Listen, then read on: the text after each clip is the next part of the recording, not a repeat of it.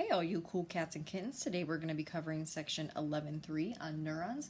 Our objectives today are to define a neuron, describe its important structural components, and relate each to a functional role, to differentiate between a nucleus and a ganglion, and also a nerve and a tract, to explain the importance of the myelin sheath and describe how it is formed in the central and peripheral nervous systems, and finally to classify neurons by structure and functions. So neurons are also called nerve cells, are structural units of the nervous system. We have billions of these, mostly large, highly specialized cells in our body. Their job is to conduct impulses. Some of its special characteristics, among many, is that they have extreme longevity. So they are designed and built to last a lifetime. So with good nutrition and taking care of them, they should be able to last the entire length of your life. They're also amitotic. A, remember, meaning without or no. So they are not able to divide or replicate themselves once they've settled in to their lifetime role or gotten their specific assignment as to what kind of nerve cells they are going to be. There are very few exceptions to this rule, one of which is the olfactory epithelium in your nose that can produce no neurons throughout your life. And finally, our neurons are highly metabolic, so they are going to require a continuous supply of oxygen and glucose. So we know that we can't go very long without getting oxygen. It's very detrimental to our brain. It has long-lasting side effects and eventually death if it doesn't receive that oxygen eventually. And also, glucose is the only nutrition source that our brain runs on. So that doesn't mean go out and eat 10 packets of sugar. That's not the kind of glucose that we're talking about. But with proper nutrition, you should be taking in adequate amounts of glucose to supply your nerve cells.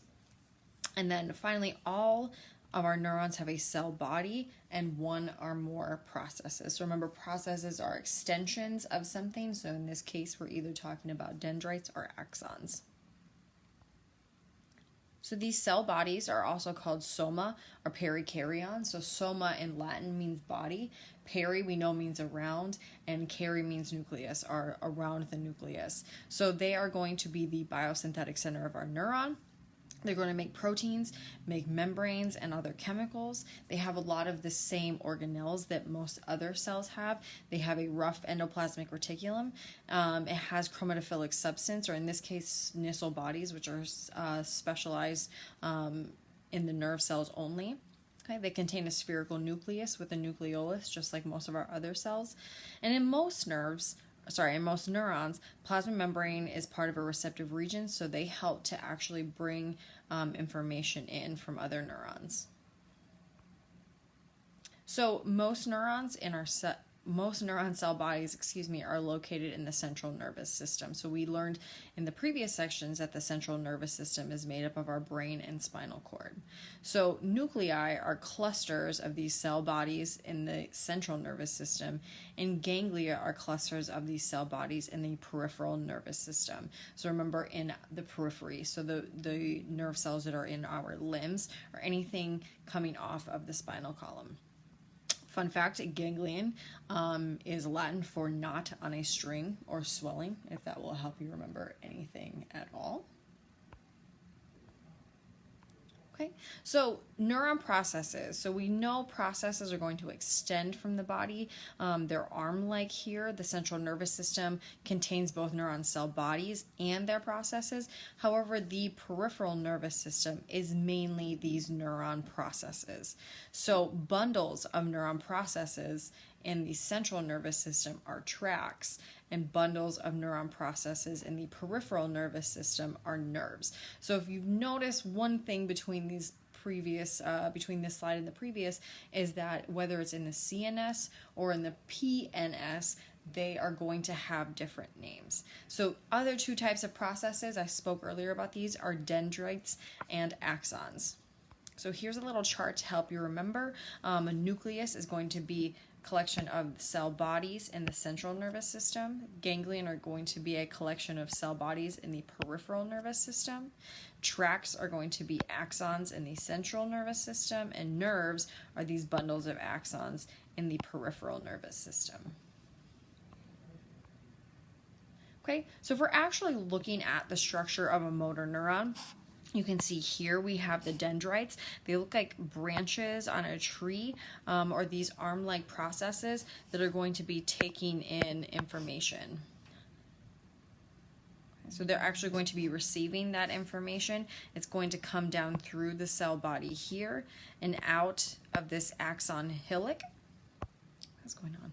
Okay, and then the impulse is going to travel down the axon to these axon terminals down here, where it's going to secrete neurotransmitters or substances. So in the previous chapter, when we talked about muscles, that neurotransmitter was acetylcholine. In this case, it could be any number of things. But you can see the two processes coming from a cell body are going to be the dendrites and the axons.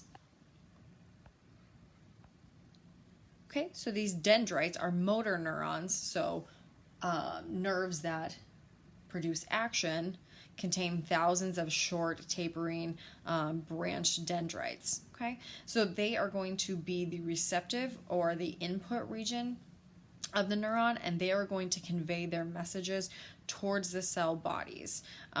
In this case, in many brain areas, we have these finer dendrites that are highly specialized to collect information, and they are going to bring, again, the information from the periphery back to the central nervous system.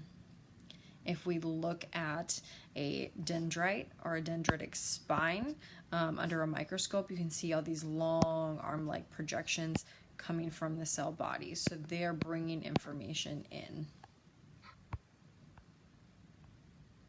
Okay, the axon is a completely different type of structure. So each neuron has one axon that starts at that cone-shaped area called the axon hillock. So basically where it goes from being the cell body now down into the axon. So in some neurons, these axons are short or possibly even absent, but in others, it's almost the entire length of the cell. So if we think about the nerve that goes from our spinal column down to our big toe, that axon is about 3 to 4 feet long, depending on the person. So some can be really, really long like that, and some are shorter. So these long axons are what we consider nerve fibers, or what we call nerve fibers. So they're going to branch down at the end, and we can have as many as 10,000 terminal branches, so a lot, sending a lot of information. These distal endings are called the axon terminal, or how we remember probably seeing it kind of shaped like this. And then we have our muscle fiber here, and so they were secreting the vesicles down, of acetylcholine into the muscle. So that could be any neurotransmitter. So the functional characteristics of an axon. So this is the conducting region of the neuron. So it's going to generate nerve impulses and transmit them along the axonal lemma, or the neuron cell membranes, to finally at that axon terminal. Now once it gets to the terminal, it's going to release a neurotransmitter into the extracellular space where something is going to pick it up, whether that's a nerve cell or another muscle, or a muscle cell or another nerve cell is going to pick up those neurotransmitters. So that can either excite or it can inhibit neurons that it contacts. So it could either make something happen or it could make something stop. Okay, so this is going to carry on conversations with different neurons at times. So when I think of this, it sounds like, the old-timey like phone stations, where you think of the ladies would unplug one and plug it into another and take another one and move it. So they're constantly talking with one another. These axons are going to rely on the cell bodies to renew the proteins in the membrane. So they're constantly being nourished. If anything damages them, or if they're cut, they quickly die. Okay, they're not regenerating. One super important part of our axons is the myelin sheath. So we spoke a little bit in the previous sections about myelin and what its importance is, and that in the central nervous system, that's going to be made by the oligodendrocytes. So these myelin sheaths, we know, are a protein lipid or protein fat substance that are going to cushion. Their job is to protect and basically insulate the axon. So think about if you have a set of, if you've ever had to strip wires, you have to take that plastic coating off of the wire. So myelin is essentially the plastic coating for our axons. They're going to increase the speed of nerve impulse transmission. So it sends, acts almost like a lubricant to send that message even faster. These myelinated fibers are going to surround most of our longer or larger diameter axons. Now, non-myelinated fibers don't have that myelin sheath, so obviously impulses are going to be conducted slowly. So please note that dendrites do not have myelin. Only the axons have myelin. Okay. Now, the myelination in our central nervous system is different than the myelination in our peripheral nervous system. So we know the oligodendrocytes make the myelin sheaths in the CNS, but in the peripheral nervous system, these are formed by Schwann cells. Okay, so they are going to wrap around the axon in a jelly roll-like fashion. So think about like little Debbie Swiss cake rolls. So in this case, the myelin is kind of like the devil's food cake, and our axon is more like the cream that it wraps around. Okay, so one cell forms one segment of a myelin sheath. And you know that we need many to cover the whole length of that axon. So that's what kind of gives it that almost like a rosary bead type appearance, that there's gaps in between these. Plasma membranes here have less protein, so they don't necessarily act as channels or carriers. They're not trying to open or change anything. They're basically just there to insulate.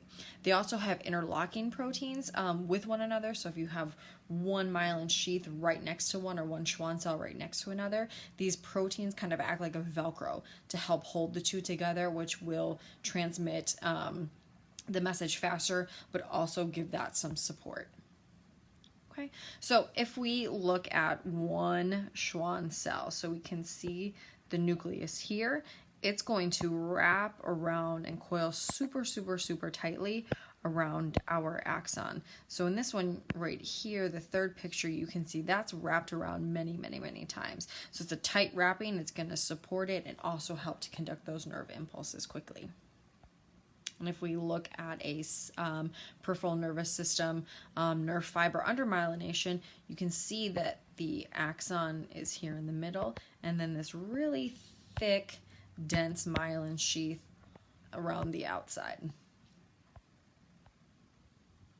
Okay, like I said earlier, we do have these myelin sheath gaps. So there's places on the axon in between the Schwann cells where there may be gaps here. So these are where axon collaterals can emerge, or different axon processes if need be. When Dr. Martinez and I learned these, they were not called myelin sheath gaps, which seems pretty straightforward. We learned them as nodes of Ranvier. Okay, so if we go back to that structural picture of a motor neuron, we can see here that we've got a Schwann cell, and then we've got these myelin sheath gaps, or the gaps in between. So again, they kind of look like a rosary bead with gaps in between. I'm just going to keep it like this. Okay, so we talked about this. Myelin sheaths in the CNS are formed by oligodendrocytes. Yeah. Great. Moving on. Another picture of your oligodendrocytes. They also have smaller myelin sheath gaps, but you can see that these myelin sheaths are a lot more elongated and cover a larger area. Okay, some other terms that may be kind of familiar to you are white matter and gray matter. So our white matter is going to be the regions of our brain and our spinal cord that have this dense collection of myelinated fibers. So they are going to transmit information very quickly, communicate with one another rapidly. The gray matter are going to be mostly neuron cell bodies and non-myelinated fibers. So no quick transmission of information there. Okay, these structural classifications of our neurons are grouped into three. The multipolar is going to be the first one, so 3 or more processes, meaning it has one axon, many dendrites. This is going to be the most common type, and basically they're going to make up the majority of the neuron types in the central nervous system. We have bipolar neurons where it's 2 processes. It's got one axon and one dendrite. These are fairly rare, but again, we're going to find these in our sensory organs like our retina or the mucosa of our nose.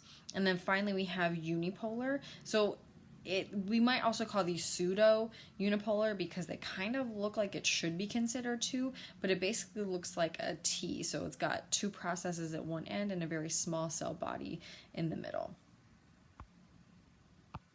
Okay, so if we look at these in the table, so first here we have the multipolar.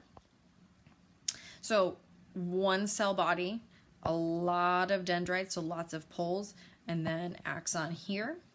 With the bipolar neurons, not as myelinated, so one long dendrite here, one axon here, and then finally a unipolar or a pseudo-unipolar. So again, it looks like it should be two, but it's essentially just one big long axon. So one side of that axon is going to receive information, the other side is going to push that information. Now, if we also kind of look at these in the regions of of all three of these types, we can see that the receptive region, or the area that's going to receive information or a stimulus, is, fairly large on a multipolar. On our bipolar, it's considerably larger than the other two. And then on the unipolar, it's got a very short area of which to gain information. Obviously, the longer the axon, the longer the conducting region. So in our multipolar, it's a very, very long zone here. And the same thing with our pseudo-unipolar, because it's essentially just one giant long axon. Okay, so another chart on where we're going to see these. So our multipolar are going to be our most abundant and the major neuron type that we're going to find in our central nervous system. So lots of dendrites to take in lots of information. Our bipolar, again, are pretty rare, but we're going to find them in some of our sensory organs. And then finally, the unipolar is basically what we're going to find mostly in the peripheral nervous system. Okay, so touching back on afferent and efferent neurons, basically there's going to be three types of neurons grouped by direction in which the nerve impulse travels relative to the central nervous system in our brain or spinal cord. So we learned that sensory, our afferent neurons, are coming from the periphery towards the CNS. So that could be your hand sensing heat if you touch a hot stove, or a bug landing on your arm. That information is going to go back to the central nervous system. Almost all of these types of nerves are unipolar. Okay, so their cell bodies are going to be located in the ganglia of the peripheral nervous system. Now, our motor efferent neurons are going to carry impulses from the CNS or our brain to the area where it's supposed to travel to. So that could be the skeletal muscles, that type of thing. These are going to be multipolar. Most of their cell bodies, so the actual larger part of the cell, if this is the axon, we're talking about the cell body here, are going to be located in the central nervous system. So I think one of the easiest ways, I always think about motor efferent sounding like exit. It's supposed to say exit, meaning that it is exiting the brain to the periphery. And then finally we have interneurons. So these are going to be they could be called association neurons. They're going to lie in between the motor and the sensory. So they're just going to act as a middleman to go between what our body is sensing, or that afferent pathway, and then in the integration center and our brain determining what needs to happen for those motor neurons or efferent neurons to kick in. So they're just going to act as a middleman. We're basically going to see these almost entirely within the central nervous system. So 99% of your body's neurons are interneurons, meaning they're going to be communicating between the motor and the sensory neurons. Okay, so one really good example here is a nerve impulse is going to be coming in from our periphery. That interneuron is going to be acting in our gray matter to transmit the information down to the muscle. So again, that could be you stub your toe, it's really painful, that signal comes in, and then you decide, I'm going to grab this and rub it because that's what makes it feel better. Okay, real quick, unipolar neurons coming back are going to be from our periphery or our skin receptors, and then are going to generate that impulse back into the gray matter. Okay, so that is the end of section 11.3. If you have any questions, as always, please email Dr. Martinez and I. We can either do a Zoom call, we can answer some questions over email, but please let us know if anything here you need further clarification on. Thanks, guys. We'll see you next time.